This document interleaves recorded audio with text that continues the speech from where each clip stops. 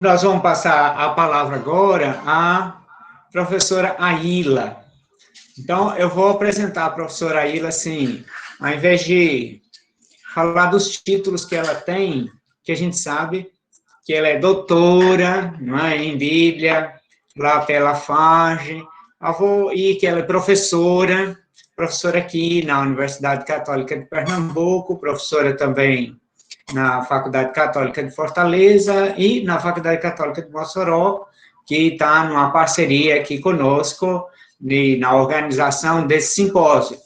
Mas, sobretudo, é uma pessoa muito querida, né? Muito querida, assim, já no chat já escreveram, viu? Querida irmã Ilha, prazer enorme em tê-la em mais um momento, não é? Então, seja, assim, acolhida aqui entre nós, seja recebida com muito carinho, esse carinho que você nos dá, não é? Então, você nos dá carinho, você recebe carinho. Boa noite.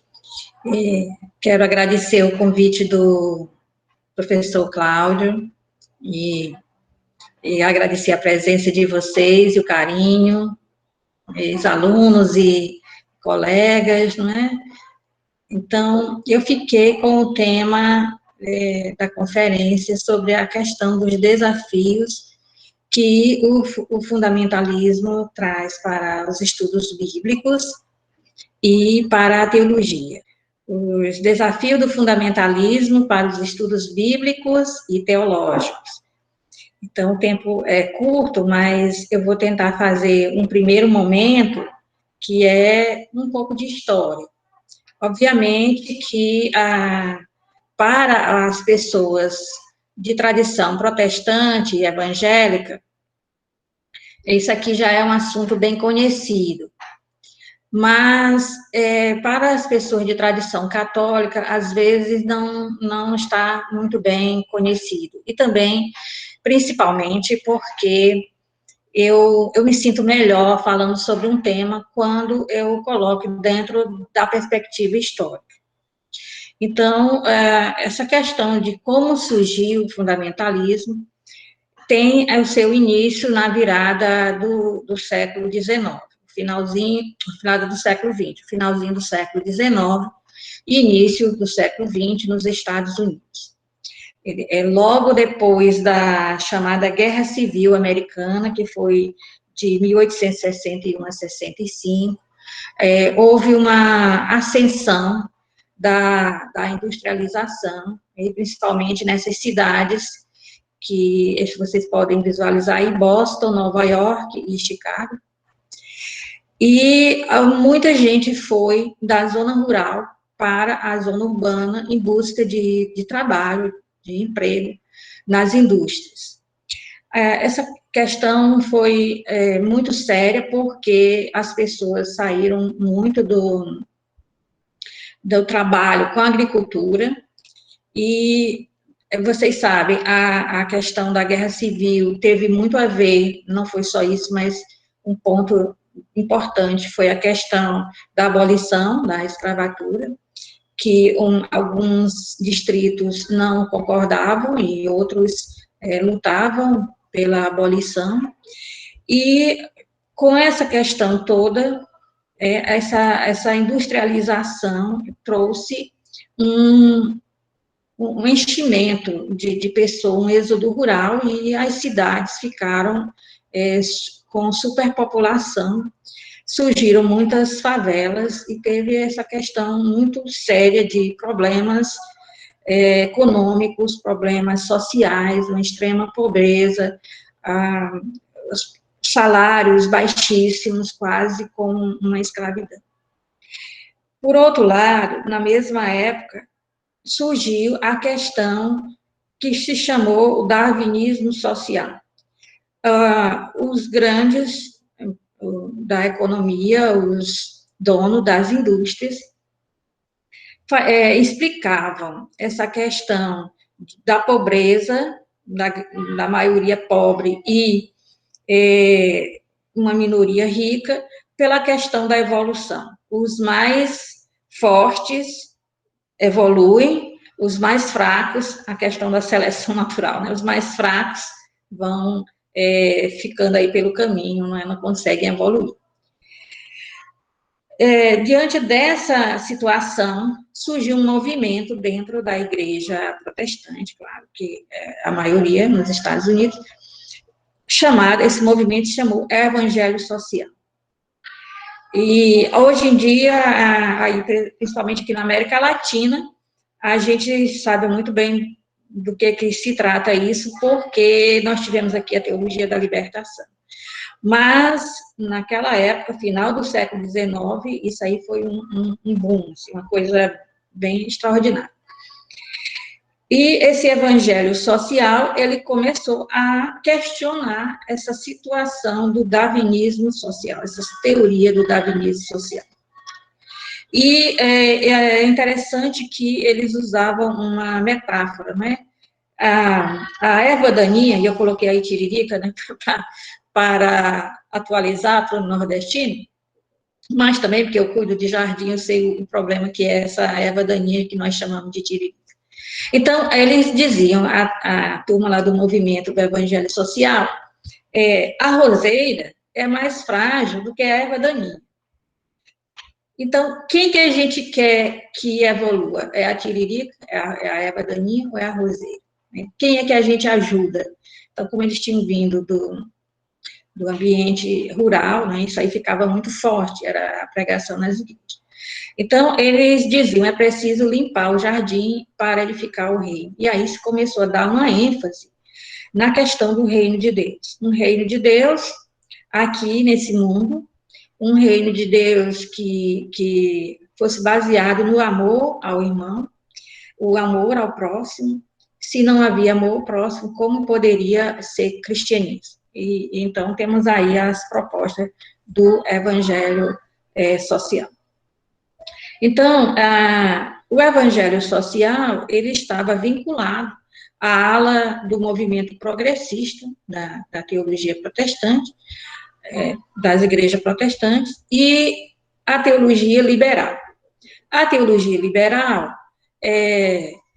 significa que a autoridade da razão está unida à ciência. A autoridade é da razão. Nos estudos, né, nos estudos teológicos, a autoridade é da razão e não do dogma no sentido daquilo que a igreja queria impor, ter a Bíblia como dicta probância, só para confirmar os argumentos teológicos, e também que a pesquisa e a reflexão teológica tinha que estar a serviço daquelas posturas que a igreja defendia.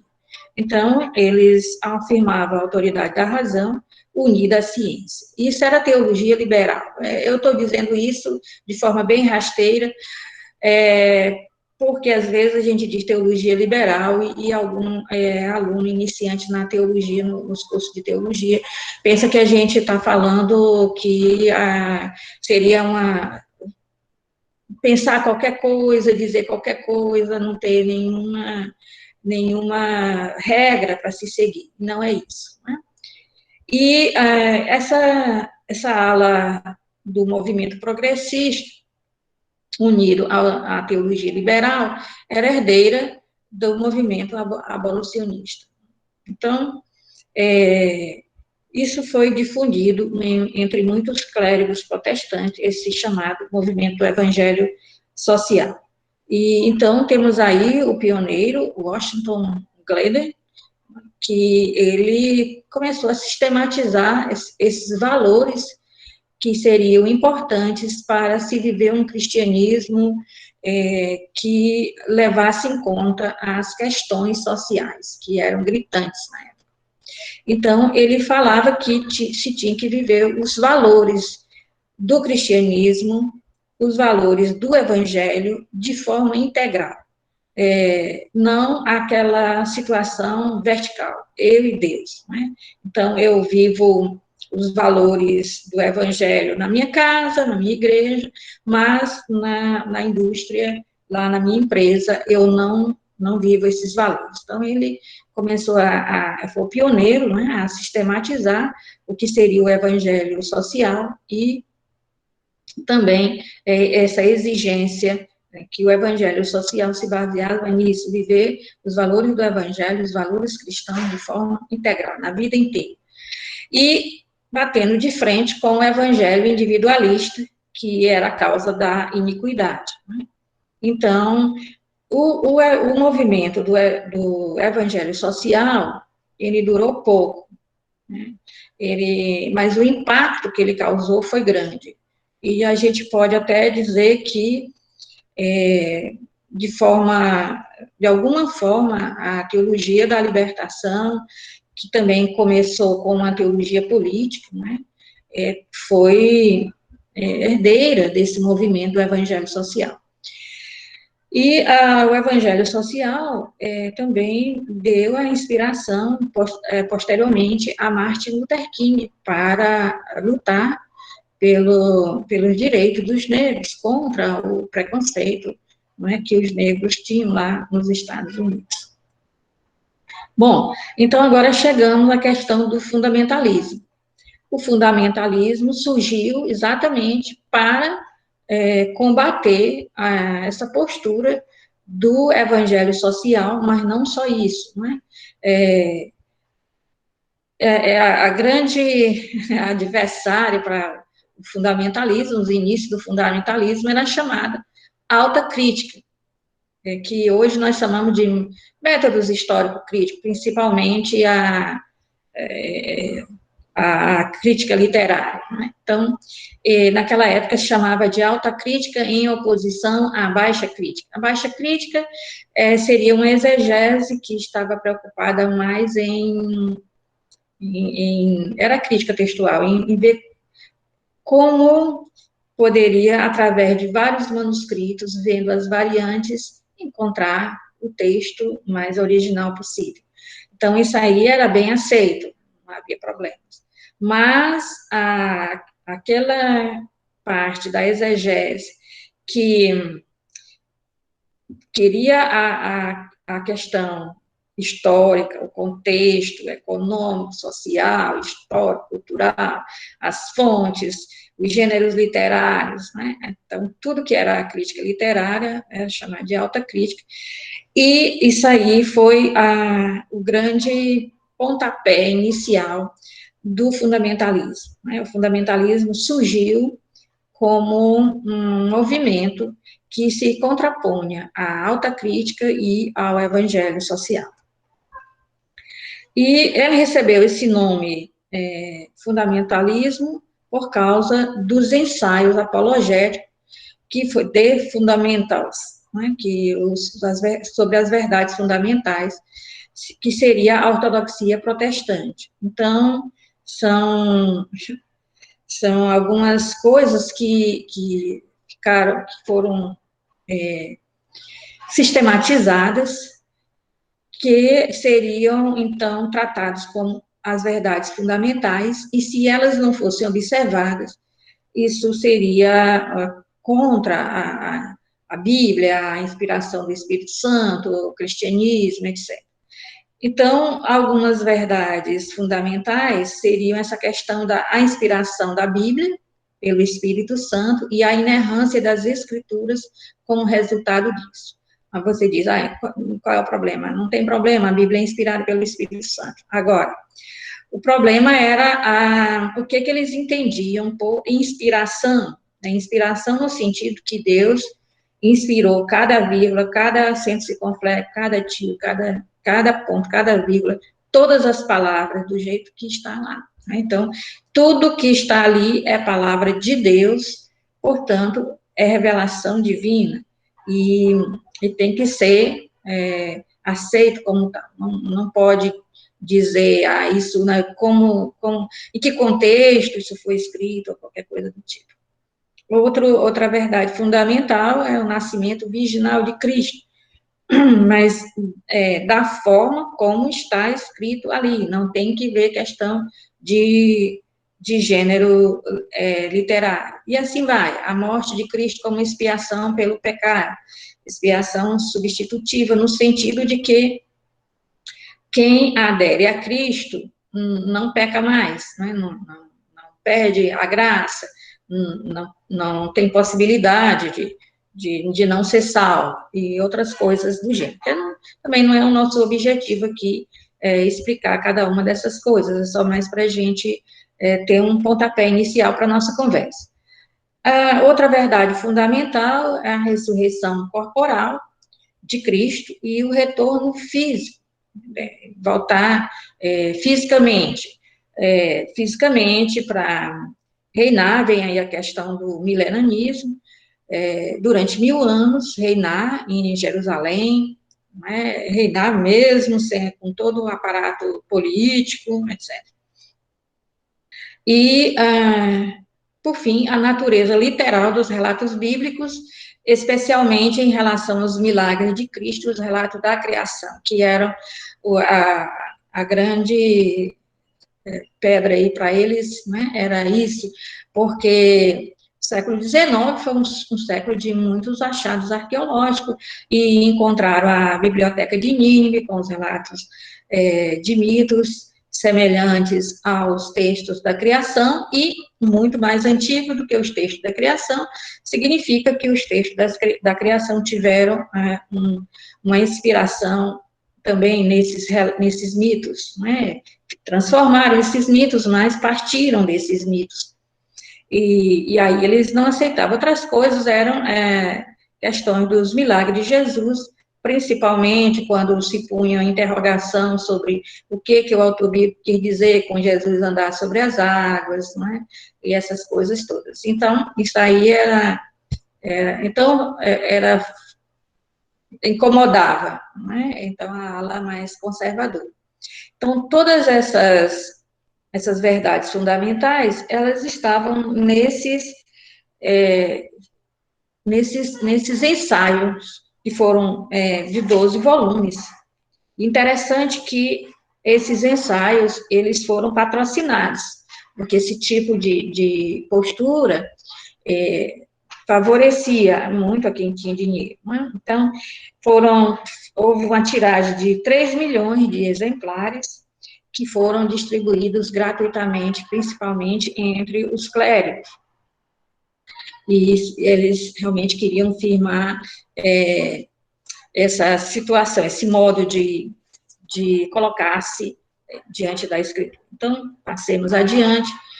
Nós vamos pedir aqui uma ajuda ao texto, que é do professor Júlio Zabatier. Gostei muito, e eu me inspiro agora naquilo que ele escreveu, e claro, vou adiante colocando a minha participação, mas eu devo a ele esse insight que eu tive. Então, ele fala sobre a estética fundamentalista.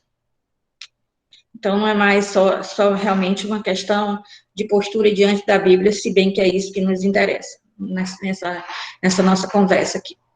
Mas o que é a estética? A estética no sentido de percepção do mundo, a estética no sentido kantiano, não é? Que pergunta quais as condições de possibilidade da percepção pelos sentidos, através dos sentidos. Então, é um modo de perceber todas as coisas, é um modo de ver o mundo, é um modo de assimilar as coisas, né?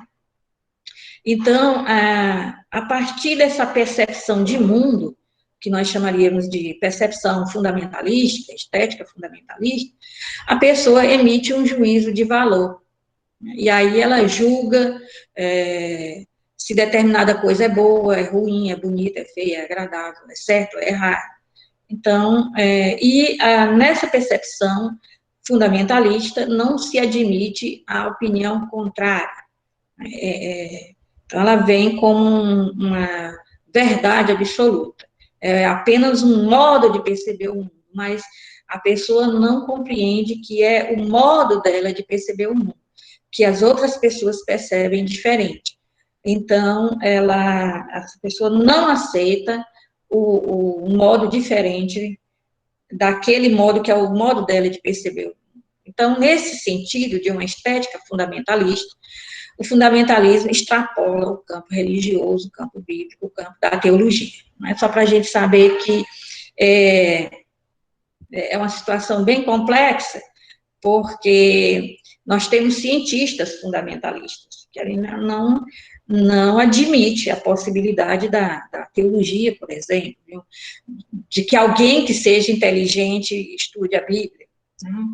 Então, é um modo de ver realmente, um modo de perceber o mundo. E aí nós podemos já começar, né, já que estamos a mais de 20 minutos, a ver a questão dos desafios, que é o que nos interessa. E a primeira questão aí que nós temos que nos deter por isso contei a história rapidamente, né? Claro, foi um voo muito rápido na história, mas é que o fundamentalismo já surgiu para combater a exegese. Ele já, esse era o propósito inicial. Então, combater um modo de estudar a Bíblia com as contribuições das ciências, né? De diversas ciências. Um modo de ver inspiração bíblica não como um ditado, de palavra por palavra, sinal por sinal, letra por letra, mas um modo de ver a inspiração como uma moção interior que os autores tiveram diante dos desafios do contexto de dar um testemunho de fé. Então, eles não aceitam isso, e não aceitam a possibilidade de que a ciência possa nos ajudar a compreender melhor o texto bíblico.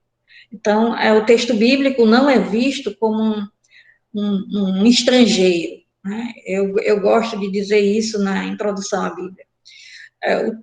A Bíblia é estrangeira, ela surgiu em outro lugar, que não foi aqui, ela num outro idioma, e a mesma, digamos assim, o mesmo esforço que a gente faz para se comunicar com uma pessoa estrangeira é o esforço que a gente deve fazer em relação à Bíblia, né? Então, essa experiência de morar no estrangeiro é enriquecedora também por causa disso. Então, nós fazemos um esforço para compreender, porque vai além das palavras, né? E nós fazemos um esforço para nos fazer compreender. Então, para eles, a Bíblia, a atitude fundamentalista, a Bíblia foi escrita ontem, ela tem manual, serve para tudo, tem os nossos problemas atuais, já estão lá, né? Já tem a resposta para eles, e ela foi escrita no nosso idioma, não há necessidade nenhuma de se perguntar o que o autor quis dizer lendo num texto original, isso não é necessário, etc. Isso eu acho importante ver esse como primeiro desafio para o estudo bíblico e para a teologia, é a questão de que é um movimento que surgiu para combater a exegese. Claro que a chamada autocrítica, logo nos seus inícios, muitas pessoas tiveram seus exageros, mas isso não é motivo para se ver a exegese como um todo, como sendo algo ruim. Então, o mesmo se pode dizer para a teologia. O fundamentalismo surgiu para combater o chamado evangelho social, que era uma teologia encarnada em defesa daqueles que não tinham vez, que não tinham voz. Era uma teologia que era, nós podemos dizer, como aqui na América Latina é muito defendida, um momento segundo, né? Ela não já tem as coisas prontas. A partir do desafio do nosso tempo, nós fazemos a nossa reflexão teológica. Nós não estamos... A reflexão teológica não é para defender Deus, que Deus não precisa de ser defendido, senão não é Deus. A reflexão teológica é para dar voz às pessoas, e é para dar a voz, mas junto com as vozes delas, nós não estamos aqui para representar ninguém agora. Uma teologia acadêmica, ela consegue dizer num discurso mais elaborado aquilo que as pessoas mais simples estão dizendo todo dia. E um desafio grande também é a questão do extremismo religioso, essa coisa da verdade irrefutável, a pessoa é dona da verdade, não admite aquele que pensa diferente. E a outro desafio seria a incitação ao ódio religioso, né? Não se trata apenas de intolerância, mas de agressividade, como se vê queimar terreiros, né? E várias outras coisas que são feitas. E eu quero aproveitar aqui um momento também, já que estamos mostrando os desafios, para dizer que, embora o fundamentalismo tenha surgido no campo protestante, né, como a gente viu, a estética fundamentalista, ela extrapolou, né, aquele campo protestante dos Estados Unidos, e se espalhou pelo mundo inteiro e entrou também na Igreja Católica. Então, não há na Igreja Católica um discurso oficial que aprove o fundamentalismo, ao contrário, no documento A Interpretação da Bíblia na Igreja, a única possibilidade de se achegar à Bíblia, que não é aprovada, é a questão fundamentalista, o modo fundamentalista de fazer a leitura das Escrituras.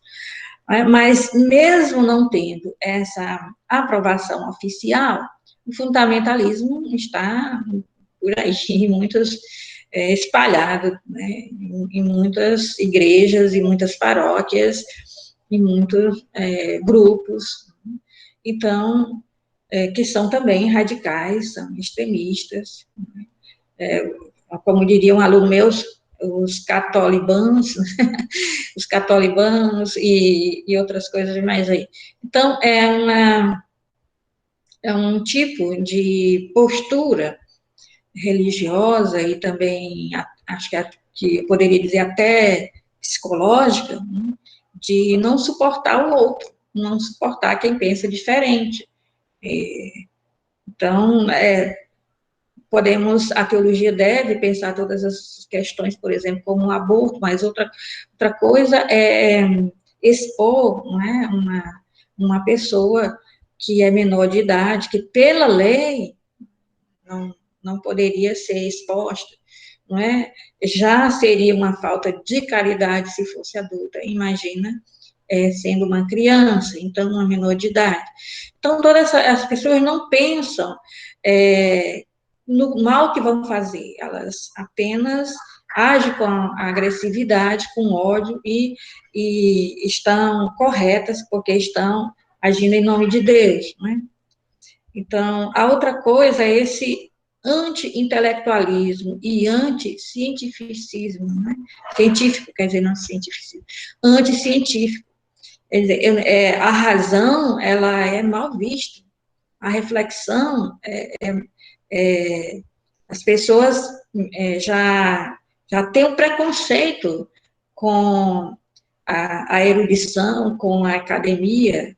Eu me lembro muito do padre João Batista Libânio, dizendo que a vocação intelectual é uma vocação na igreja, e sempre foi, desde os inícios da igreja, e é uma vocação que ajuda muito a igreja, né, contra o fideísmo sério. Então, essa coisa de que a ciência em si mesma, ela é errada, né, está contra Deus, estamos vendo isso no pleno século XXI. Isso aí é sério, né? É um grande desafio para a igreja, não só para a teologia e para o estudo bíblico, mas pastoralmente também, né? E outra coisa, essa oposição a mudanças, é um engessamento.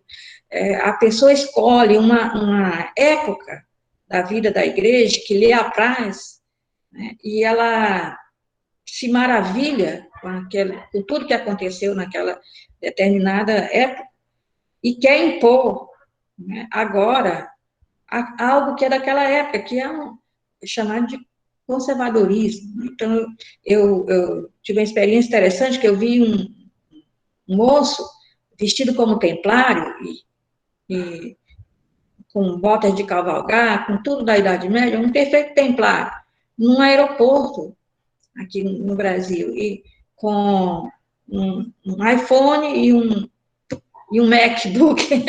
Quer dizer, eu usufruo de tudo que é bom do século XXI, mas eu vivo na Idade Média, né? E os que não vivem, como se fosse na Idade Média, estão todos errados.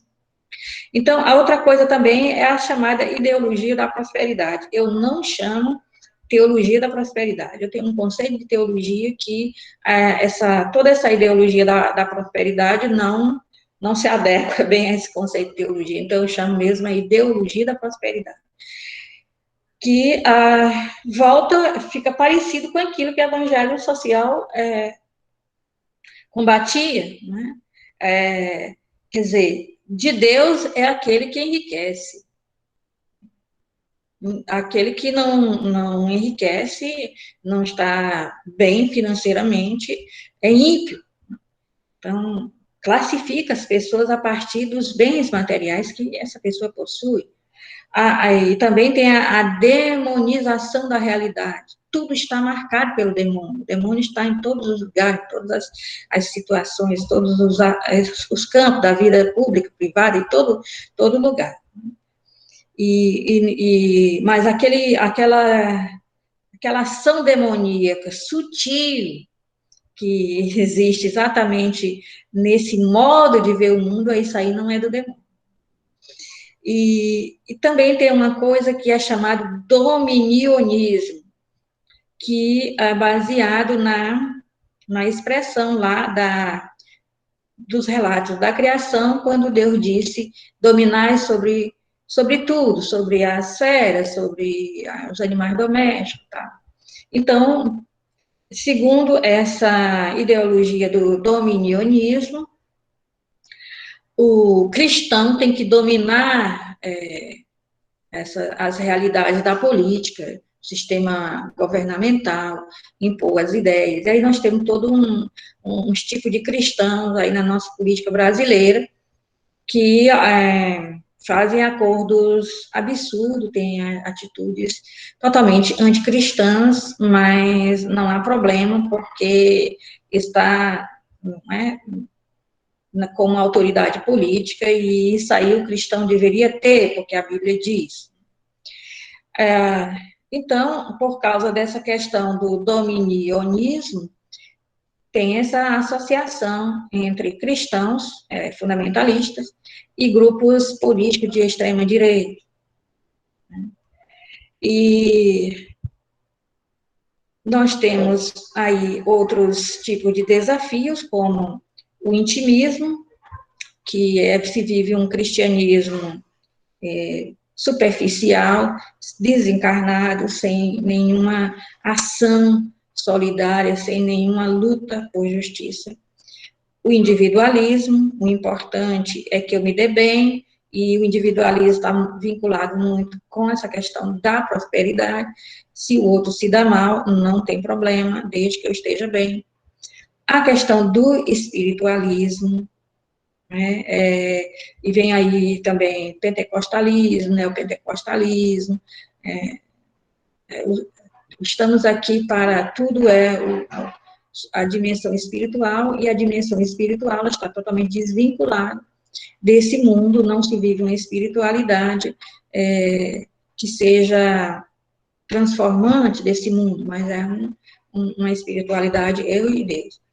Um moralismo, mas um moralismo muito estranho, que, por exemplo, sou contra o aborto, mas sou a favor da pena de morte. Né?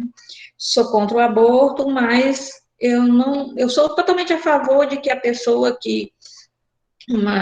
uma menina que sofreu violência com pessoas da sua própria família, ela seja exposta e ela seja ridicularizada, e ela tenha a vida dela toda, né, destruída, desde que eu seja contra o aborto, né? Então, é um moralismo muito estranho. E temos a questão do machismo, isso aí, por isso também eu resolvi propor a sessão temática sobre a mulher no cristianismo primitivo, porque num simpósio sobre fundamentalismo nós temos que pensar a situação da mulher, porque a leitura fundamentalista das escrituras arrasa com o papel da mulher, na igreja, na teologia, em tudo, né? Também é uma questão que faz parte do fundamentalismo, que é um desafio provocado pelo fundamentalismo, é a questão do preconceito, né? Hoje nós temos aí algumas pessoas fazendo uma hermenêutica dos textos bíblicos que foram e são usados contra os negros, né? Então, se pega a Bíblia ao pé da letra e aí, então, nós temos a justificativa de que os negros estejam em uma situação menor, uma escala menor, e lhe seja retirado certos papel de igualdade. Então, eu acho que a gente tem que conhecer mais esse tipo de exegese, de hermenêutica, que luta para explicar e para compreender os textos que aparentemente arrasam com a negritude, né, o pessoal da negritude. Então, isso aí é mais um desafio.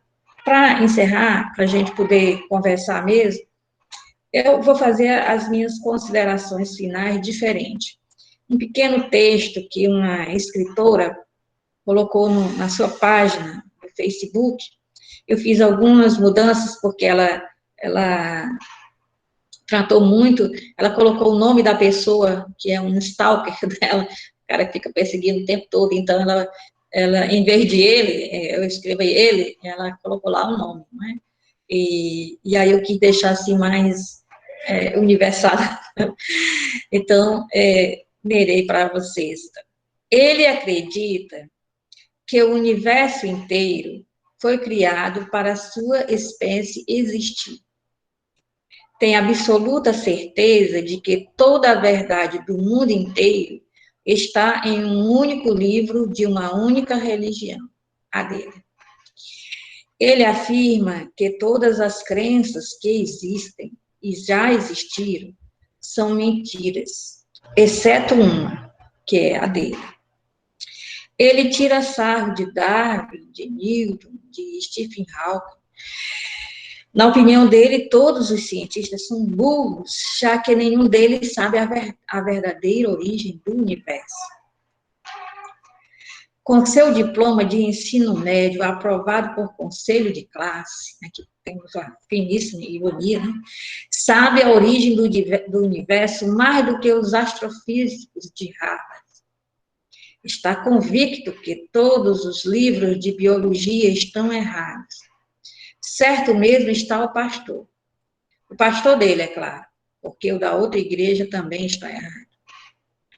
Ele é um ser muito especial para ter qualquer parentesco genético com primatas. Mesmo que todos os cientistas estejam de pleno acordo, ele discorda, porque ele é sábio. Ele fica tranquilo, sabendo que todos os hindus, muçulmanos, budistas, judeus, católicos e batistas vão para o inferno. Ele fica tranquilo, porque ele vai para o céu. Não importa se os outros todos vão queimar no inferno eternamente. Ele é uma pessoa perfeitamente normal. Só tem uma coisa que ele não suporta: conversar com ateus. Porque os ateus são arrogantes e prepotentes. Então, isso aí é um texto da Vivian Mansano, escritora, tem uma página no Facebook, e ela é bem polêmica, né? E o pessoal cai em cima, né? Então, era isso. E daqui, com isso, eu termino a minha fala, para a gente poder conversar, né? Para vocês poderem se posicionar, perguntar, certo? E então aí que vai ficar bom. Muito obrigado, Aila, por essa excelente contribuição, não é? Nem tem muita a brevidade, mas a densidade, não é muito densa. Aí vocês, quem quiser interagir, pode abrir o microfone, interagir, ou escrever no chat, e eu vou transmitindo aqui para a Aila. Professora Aila, professor Cláudio, professor João, gente boa, que eu estou vendo aqui, coisa muito boa, maravilhoso. Professora, eu sei que a senhora gosta muito de Paulo, que eu também gosto muito de ler as cartas paulinas. Em momentos, Paulo se coloca e muita gente pega os textos de Paulo, que trazem até condutas culturais e fazem dessas condutas, dessa cultura, uma lei e quer colocar junto desse fundamentalismo. A senhora poderia comentar mais um pouco? Muito obrigado pela sua paciência e pelas ótimas palavras. Minha pergunta é simples, mas talvez meio complicadinha para responder aí. Como você percebe esse movimento conservador fundamentalista no governo do Bolsonaro? Quais as suas perspectivas? Não é? É claro, são empresários religiosos, não é a igreja em si. Homens riquíssimos, não é? Um deles ocupa a escala número 65 dos mais bilionários, o dono da Record. O outro também. Como é que você vê o futuro desse grupo e agora apoiado com o governo? A pergunta que eu tenho aqui também é assim, bombástica, viu, Aila? Aí você pode também jogar a bomba para o auditório, para todo mundo. Vamos fazer um grupo agora e vamos responder juntos, não é? Devolve para o Friso. Olha, que eu tenho aqui foi feita por Manuel da Silva Andrade. Os grupos carismáticos, entre outros, na Igreja Católica, podem ser enquadrados como fundamentalistas?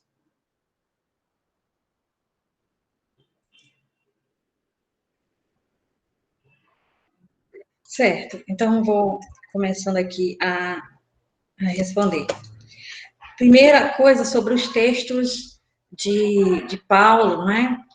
Recentemente eu fiz um artigo com a coautoria da professora Solange, da PUC Minas, eu gosto muito de escrever com ela, sobre uma passagem da carta aos Efésios. E a gente vê ali que tanto Efésios, Colossenses, quanto algumas cartas, como a primeira carta de Pedro, tem umas listas de comportamento familiar e social que em alemão se chamou Rastafel.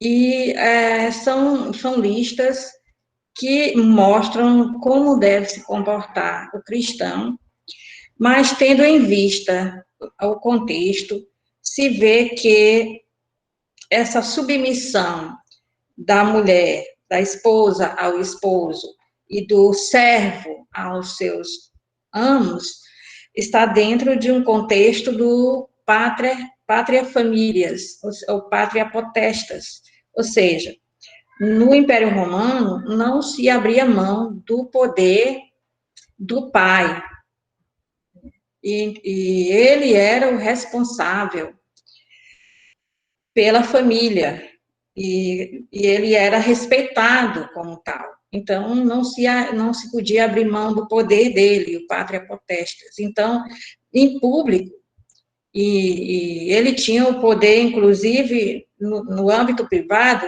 ele tinha o poder até de espancar até a morte a própria esposa.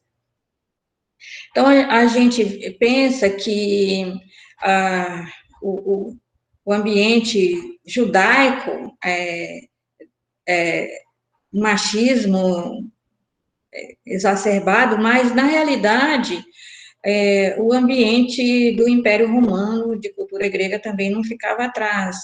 Está até havendo um curso de extensão pela Faculdade de Feira de Santana, Universidade Federal de Feira de Santana, sobre as questões de gênero nas obras de Homero, e Hesíodo e outras obras, que mostra que esse negócio de que a mulher era cidadã e tinha vários direitos dentro do Império Romano, isso aí é um pouco de ficção.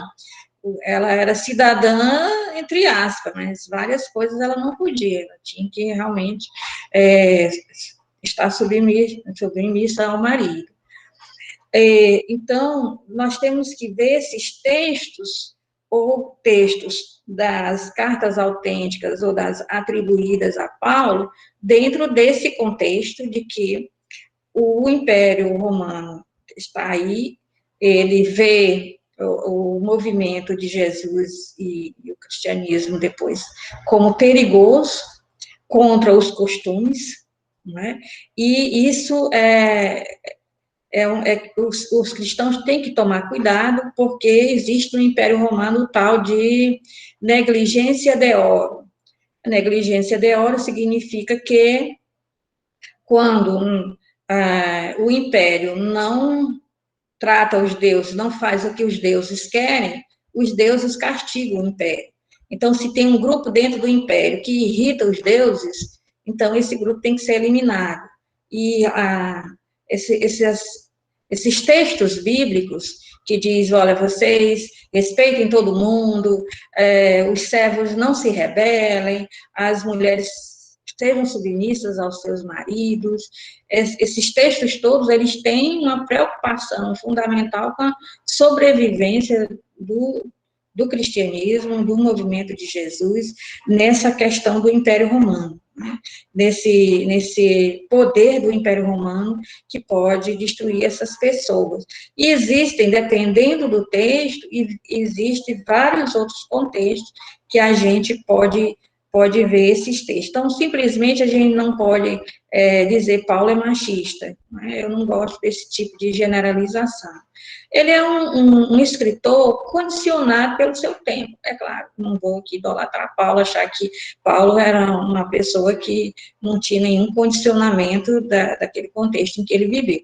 Mas também não podemos exagerar dizendo simplesmente que Paulo é um machista e por isso ele acaba com a perspectiva da mulher. Nós temos que fazer um esforço exegético, hermenêutico, para compreender esses textos, né?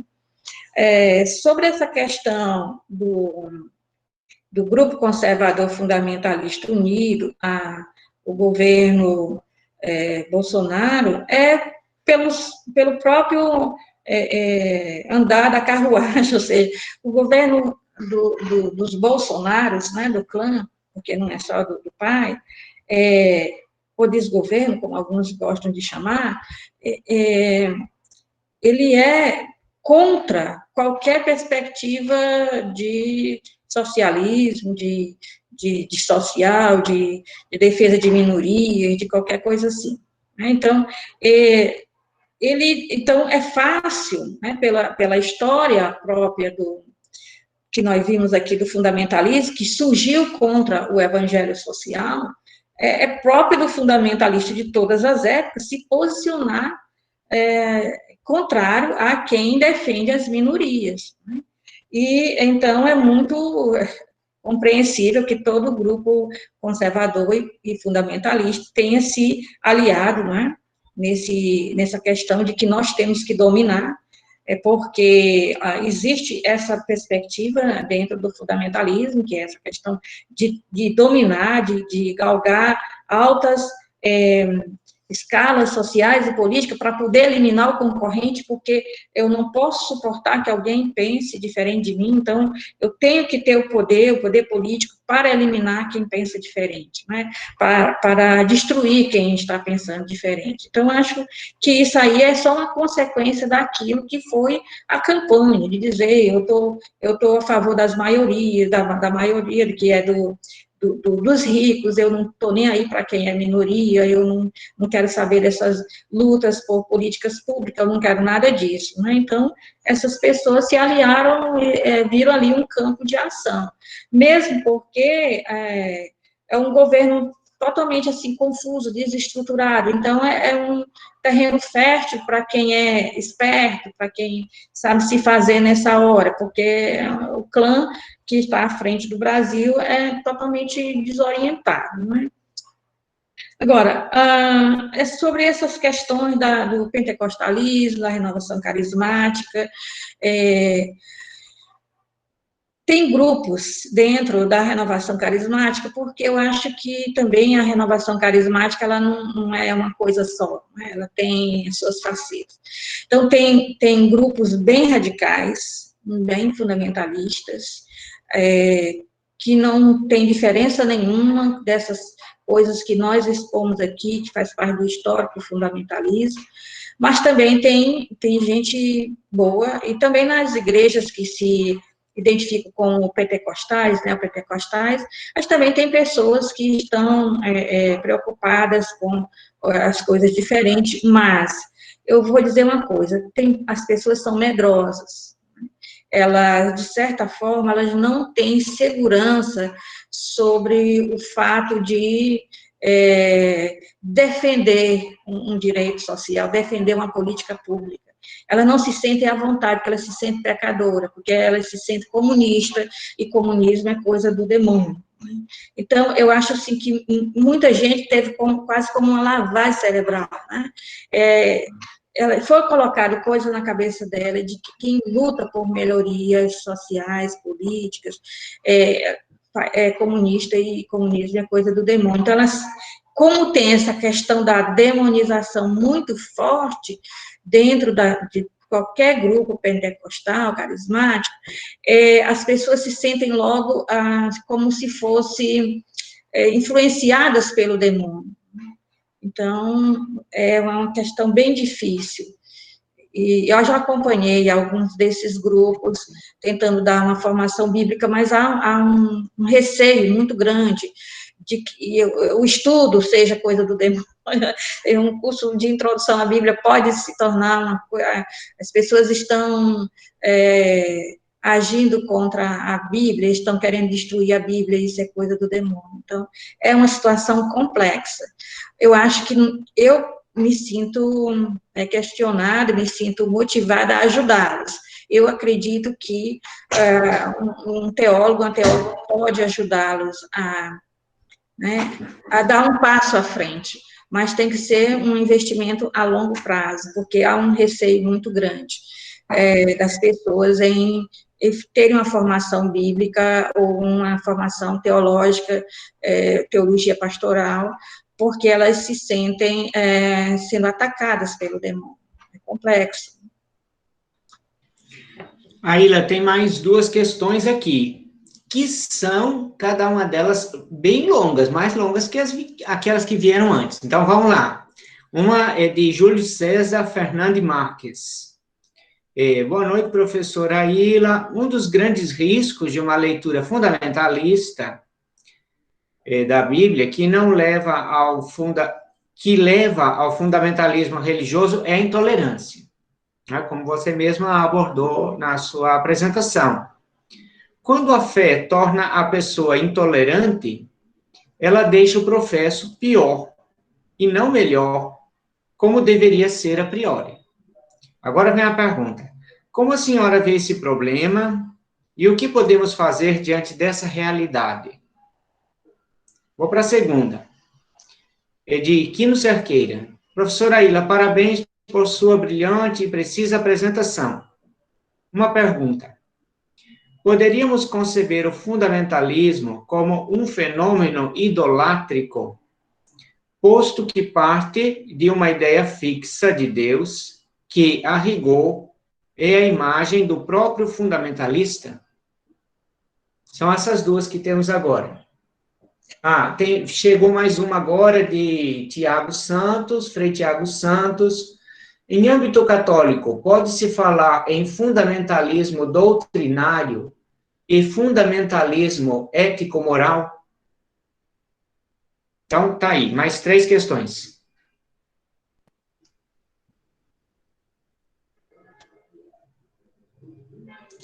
Realmente, não dá para ter respostas prontas, assim, uma receita de bolo, não é? Mas podemos pensar alguma coisa. A respeito dessa questão entre a fé e a intolerância, que a fé deveria fazer com que a pessoa fosse mais compreensiva, mais aberta, mais receptivo do outro, né? Acolhedor do outro, e a pessoa se torna intolerante, eu acho que nós temos aí que pedir ajuda à teologia, por causa do conceito fé. Eu acho que não estamos, na nossa atualidade, muito conscientes do que seja fé. Então, as pessoas simplesmente dizem o justo viverá pela fé, citando Paulo e citando o profeta Abacuque, não é? Sem realmente ter o que é o conceito de fé, tanto no Antigo Testamento quanto no Novo Testamento. A fé no Antigo e no Novo Testamento, no hebraico e no grego, e até mesmo no latim, ela tem a ver com fidelidade. Ela tem a ver com a pessoa ter um paradigma e ela se adequar àquele paradigma. Então, a fé em Cristo não é um sentimentalismo, não é um conjunto de doutrinas. A fé em Cristo é se pautar pela vida de Cristo, se configurar a própria vida com a vida de Cristo. Se na evangelização ou catequese se deixasse claro esse conceito de fé, então acho que as pessoas não se sentiriam confortáveis para serem intolerantes com as outras, para serem agressivas, para tentarem destruir quem pensa diferente, não é? Porque a postura de Cristo foi exatamente o contrário. Então, nós temos aí toda uma pregação nas igrejas, inclusive a católica, não é? Sobre certas questões do que é ter fé, e aí entro também nessas questões dos grupos que eu estava falando, os grupos mais pentecostais, não é? que se acham convertidos, mesmo dentro da igreja católica. Há católico carismático que diz assim, o pároco não é convertido, está dizendo ele não é da renovação carismática. Então, ele usa o termo convertido para, não é convertido aquele que não está no meu modo de pensar. Né? Então, o outro é o ímpio. O outro é o ímpio, o outro não é um ser humano, o outro é o ímpio. Né? Então, você tenta conversar com a pessoa e a pessoa te responde, as trevas, a luz não tem nada a ver com as trevas. Ela cita logo a passagem bíblica. Né? Mas, e aí eu perguntei, quem foi que disse que eu sou trevas? Quem pode dizer qual de nós duas é luz e trevas, a não ser o Cristo? Não é? E é por isso que ele tem ele é o único que pode fazer a separação do joio do trigo, dos peixes bons e dos peixes ruins. Então, há um problema com esse conceito fé. Então, a pessoa, ela é intolerante, ela tem essa ideologia, essa estética, por isso que eu gostei do texto do Júlio Sabatier. Tem um artigo, né, e foi publicado numa revista aí, dá para você baixar, sobre essa estética fundamentalista, porque é um modo de perceber o mundo. E aí, o que a pessoa faz? A pessoa, ela já é assim, e aí ela quer toda a aura religiosa, porque aí ela pode ser intolerante, ela pode ser agressiva, ela pode tentar eliminar o adversário, mas não é porque ela é ruim, é porque ela está combatendo os combates de Deus, ela está batalhando as batalhas de Deus. O ímpio deve ser destruído. Então, aí a pessoa se sente com mais fé do que todo mundo, porque ela defende Deus, ela defende a fé, enquanto que o outro é o ímpio. Então, eu acho que a gente poderia começar a ver como que a gente ajuda os cristãos, de uma maneira geral, a saber o que é a fé. Porque a pessoa ter fé em Jesus Cristo e não saber o que é fé é meio desastroso. Então, ela fica à mercê de todas essas coisas. Então, quem realmente entende fé como uma configuração da própria vida à vida de Cristo, não vê espaço para ser fundamentalista, para ser intolerante, para tentar destruir o que pensa diferente. Né? Não se sentiria à vontade para isso. Né? Então, essa questão do fundamentalismo como um fenômeno idolátrico, né? Eu acho que, pela história do fundamentalismo, a gente não vê que as preocupações, desde o início, do fundamentalismo, tenha sido realmente o evangelho. Né? Então, se as preocupações fossem o evangelho, as pessoas se sentiriam bem de que a palavra de Deus fosse melhor compreendida.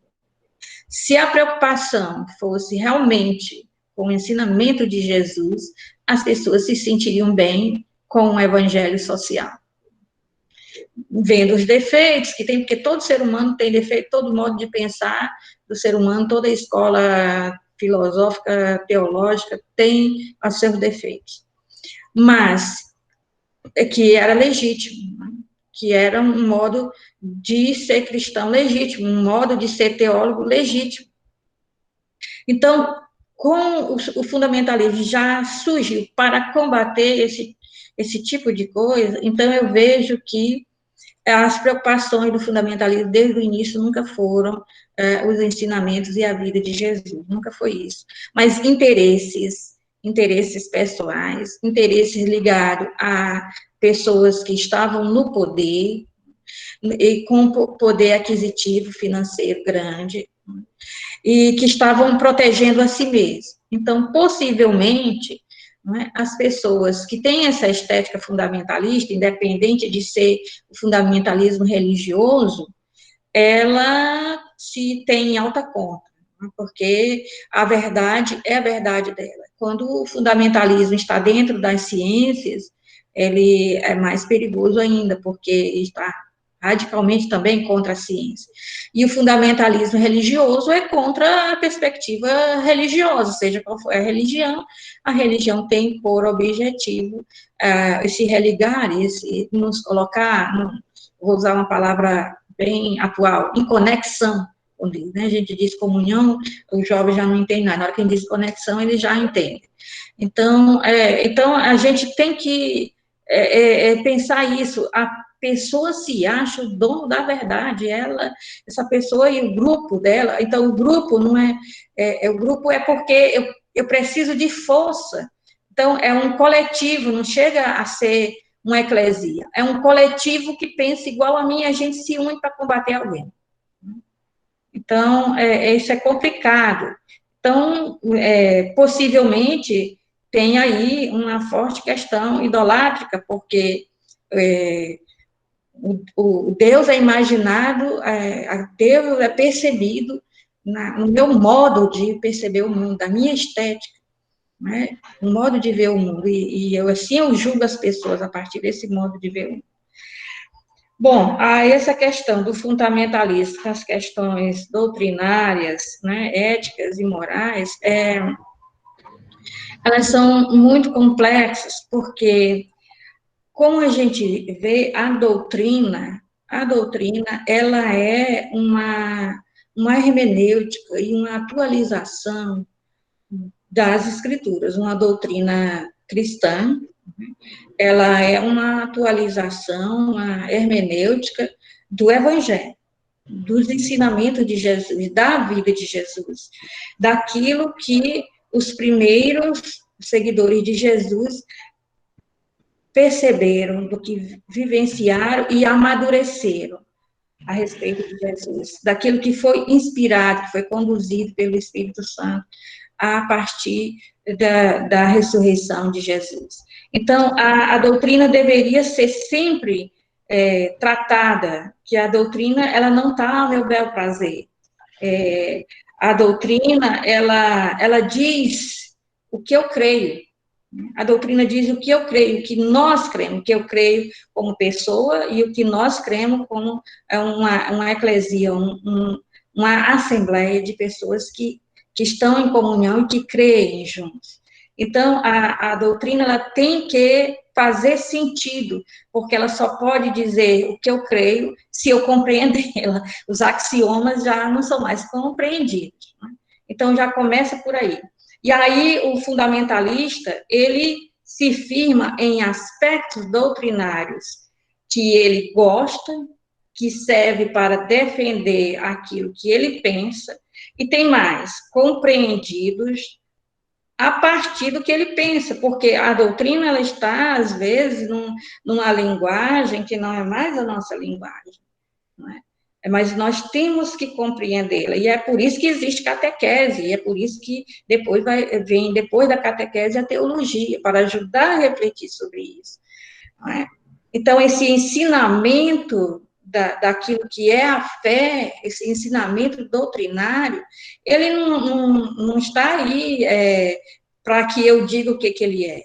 Ele foi firmado pelas testemunhas que conviveram com Jesus e foi sendo amadurecido ao longo desses 2000 anos para dizer o que nós cremos. Então, eu não posso escolher, não é? Porque isso aí, se eu escolho parte da doutrina que me agrada e a compreendo do jeito que me agrada, isso é chamado de heresia, não é? Porque heresia quer dizer uma facção, uma metade da fé, uma metade da compreensão.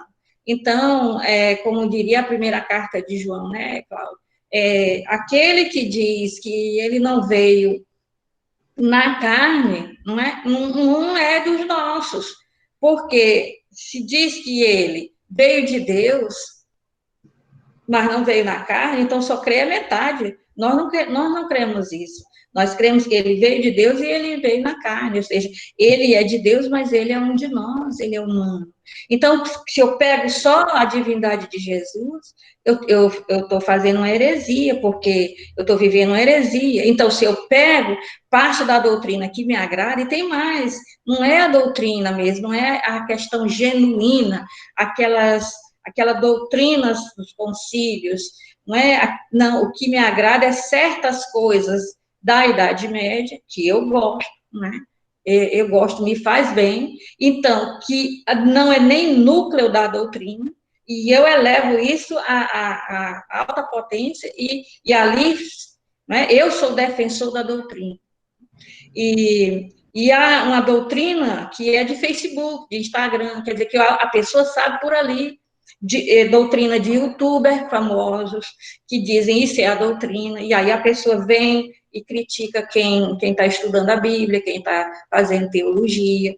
E aí essa suposta doutrina que é exaltada, ela serve principalmente para condenar o outro.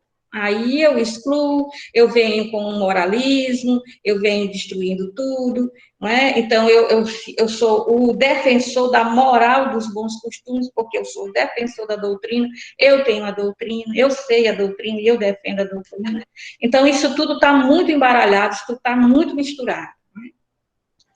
Mas a gente tem que ver a malícia por trás disso, que a pessoa quer impor o seu pensamento e ela quer mostrar que ela é mais santa e mais correta do que o resto do mundo. Aila, muito obrigado pelas respostas até agora. Tem mais 3 perguntas. E duas delas são bastante grandes. Mas veja, eu penso que você já tocou no assunto dessas 3 perguntas, não é? Então, talvez seria da sua parte agora aproveitar essas 3 perguntas para fazer a sua síntese final, não é? Então, vamos lá. A primeira veio de Mateus Alves. Ele diz assim, ele escreve assim, eu entendo que deve haver diferenciação entre os fundamentos e os desvios do fundamentalismo.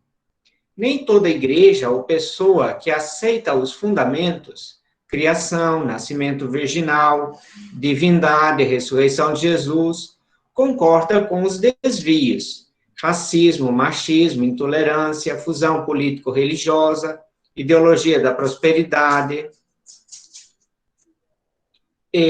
anti-intelectualismo, etc. Tá? É mais uma afirmação do que propriamente uma questão. A outra vem de Arthur Bruno.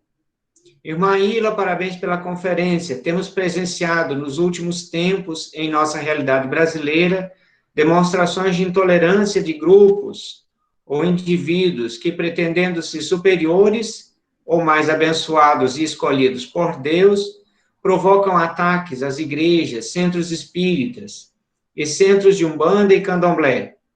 Agora há pouco você falava da dificuldade em realizar estudo bíblico com alguns grupos. Qual o melhor caminho possível de aproximação, diálogo com esses grupos, se é possível? E a última, de Freire Filho. Professora Ila, parabéns pela exposição. O fundamentalismo é uma resposta ao próprio medo do novo, da alteridade, da equidade e da capacidade de se adaptar à nova história. O que acha? Então, aí eu peço para que você aproveite, assim, essas questões, né? Tá chegando mais algumas, mas a gente vai deixar para uma outra ocasião, e que você aproveite essas questões para fazer a sua síntese final. Certo. Então, vamos lá. Nós não somos contrários aos fundamentos, né? Inclusive, a Igreja Católica tem o chamado credo. Aceita o credo e recitamos o credo com frequência para professar a nossa fé, para dizer em que acreditamos. Então, ter os fundamentos doutrinários, todos devem ter, de alguma forma.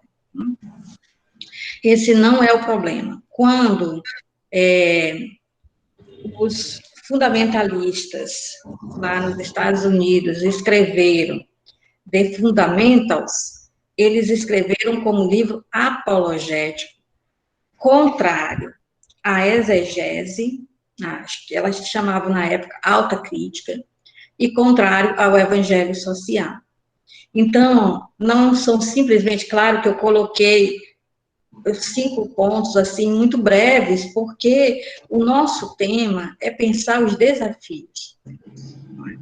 Não é só chegar aqui e falar sobre a história do fundamentalismo, é pensar os desafios. Agora, para pensar os desafios, nós temos que ver toda a história, como foi que a coisa começou, até chegar onde nós estamos. Né? Então, o problema deles não é simplesmente acreditar no nascimento virginal. Não é isso. Porque nós católicos dizemos isso no nosso credo. O problema é que tem que ser do jeito que está escrito. E a coisa fica confusa, porque quando eu pego as narrativas da infância lá em Mateus, não bate com a narrativa da infância de Lucas. Então, eu preciso saber o que o autor quis dizer. Eu preciso de exegese para expressar melhor a minha compreensão do que seja o nascimento virginal, certo? Então, o problema não é se eu creio ou não em nascimento virginal. O problema é que eu tenho que crer tal qual está escrito, como se ali fosse simplesmente um relato, e que esses relatos, se eu coloco lado a lado, não dá certo, porque um diz assim, o relato da infância, um diz, e aí eles fugiram para o Egito, e o outro diz, eles foram para Jerusalém para apresentar o menino. Então, eu vou ter que fazer um marabalismo para fazer os textos coincidirem. Não, é porque primeiro ele foi para Jerusalém, quer dizer, ele foi lá para o quente, para a situação lá onde estavam querendo o menino, aí depois que eles fugiram, primeiro eles foram lá. Então, quer dizer, o que acontece é que a postura fundamentalista, ela não é uma postura simplesmente de quem crê nos fundamentos da fé cristã. Ela é uma postura de enganar, de dizer assim, nós, como cremos nos fundamentos, nós defendemos os fundamentos, e aqueles que estão fazendo um estudo científico da escritura não creem nos fundamentos. É isso que eles estão dizendo. Quando eles escrevem esses ensaios, não é? com esse título, eles estão dizendo o que todo fundamentalista diz. Nós estamos com a verdade, nós estamos com a fé, nós estamos defendendo a doutrina. E quem não diz a mesma coisa, do mesmo jeito que a gente diz, está contra os fundamentos da fé. Então, a gente tem que ser esperto para ver esse tipo de sutileza. Então, não é que eles estão defendendo fundamento, eles não estão defendendo fundamento coisíssima nenhuma. Eles estão defendendo o seu dinheiro, o seu modo de pensar, sua posição política, sua posição econômica, sua posição social, e se veste essa áurea de religioso e de sagrado, de defensor dos fundamentos, defensor da doutrina, para eliminar quem pensa diferente, quem está querendo uma fé mais encarnada, quem está querendo um estudo mais sério. Então, eu já ouvi em grupos paroquiais, em cursos de introdução à Bíblia, e já passo para a segunda parte, não é? A segunda pergunta, que dizia assim, olha, me disseram, eu estou com medo, eu queria fazer esse curso, mas me disseram que quem faz curso bíblico perde a fé. Eu falei, olha, a fé não perde, a fé vai até se amadurecer, vai ter mais consistência. Eu leio o prólogo do Evangelho de Lucas, não é? Eu estou mostrando isso aqui para que você veja a consistência, a solidez dos ensinamentos que você recebeu. Tá. Agora, o que você vai perder é misticismo, não é? Certas coisas que foram colocadas na sua cabeça que não condiz com o que realmente a Escritura está falando. Então, as pessoas vão, mas elas vão temerosas, porque eu estou com medo de perder minha fé. Como assim? Desde quando um estudo sério da Bíblia as pessoas perdem a fé? As pessoas aprofundam a fé, não é? Então, as pessoas têm gosto de estudar a Escritura porque elas querem compreender elas não querem ser um ouvinte distraído, como diria Tiago. Elas querem se debruçar sobre o texto bíblico e querem retirar dali o alimento para a sua vida social, sua vida pastoral, sua vida na igreja, sua vida como pessoa. Não é? Então, é diferente. Como que uma pessoa pode perder a fé ao estudar, levar a sério a Sagrada Escritura? Porque se você vê o fundamentalista, o que ele diz?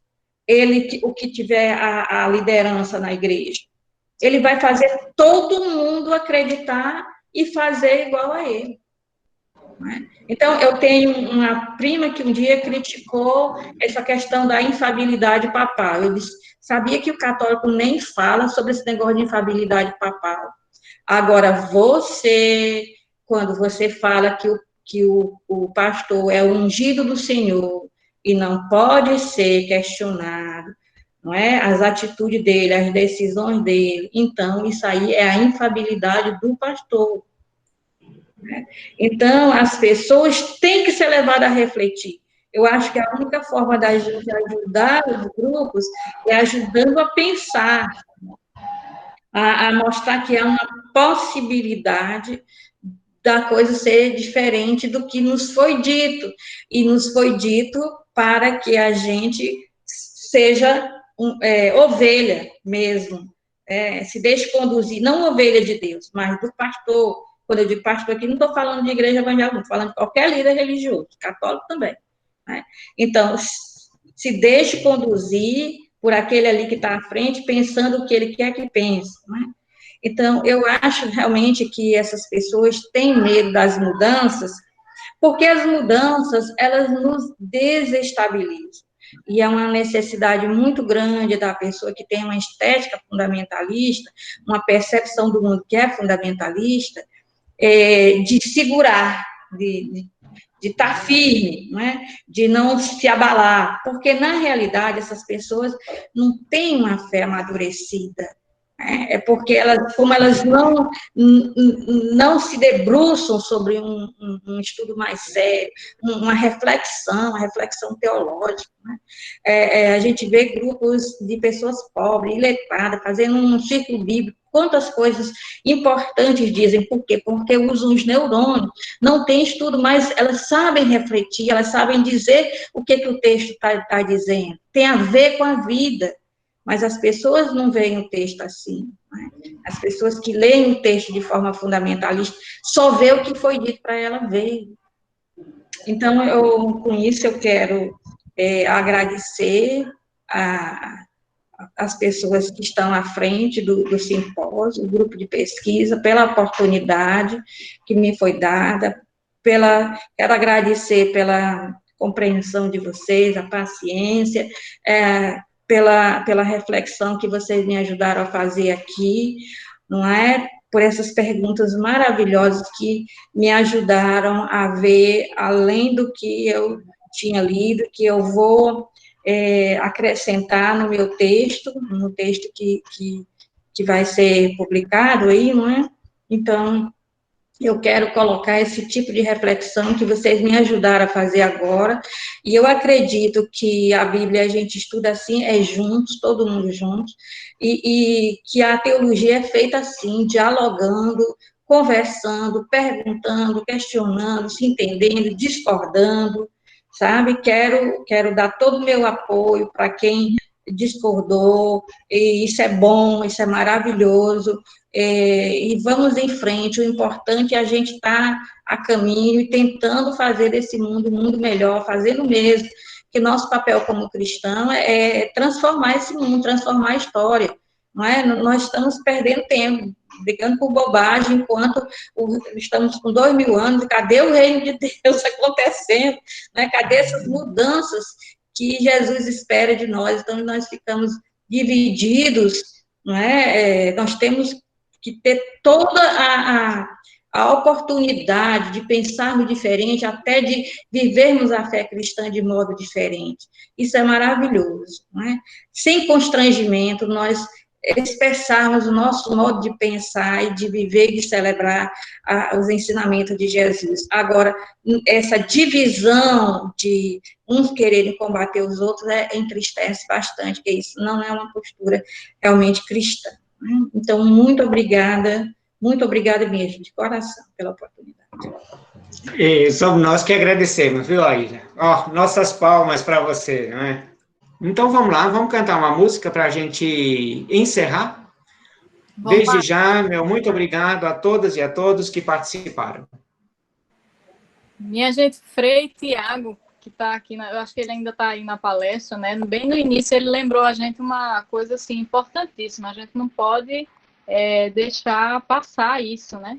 Que hoje é o Dia do Nordestino, então, né? É um dia assim para ser celebrado assim com muita festa. É esse povo bonito, né? Que é muito unido e que dá muito exemplo para o Brasil inteiro. E eu queria que a gente concluísse fazendo dessa canção a nossa prece, que é cantada por um nordestino. A gente pudesse cantá-la assim, bem bonito. Vamos lá? Tomara, meu Deus, tomara,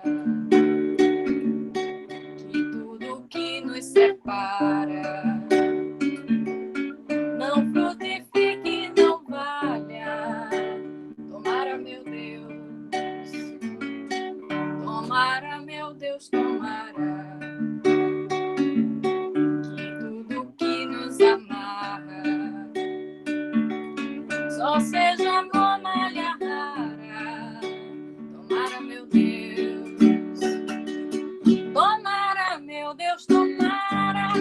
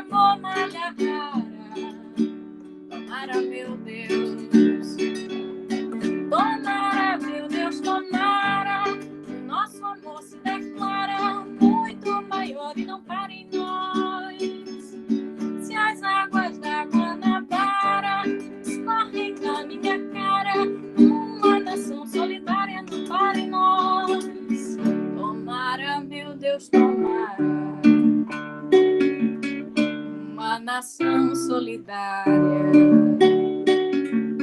sem preconceitos, tomara uma nação com